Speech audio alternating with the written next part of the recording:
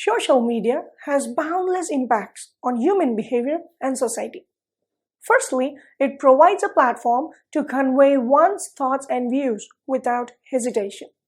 Additionally, it serves as a marketing and branding tool for multiple industries.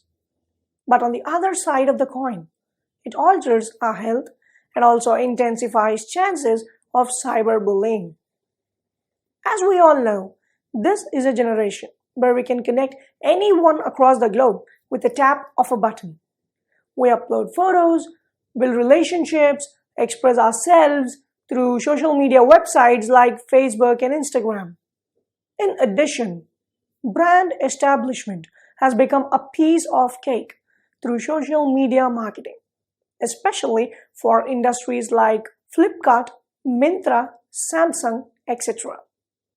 On the other hand, constant engagement to social media leads to adverse health issues and also cyberbullying, which has been a growing trend in the recent times.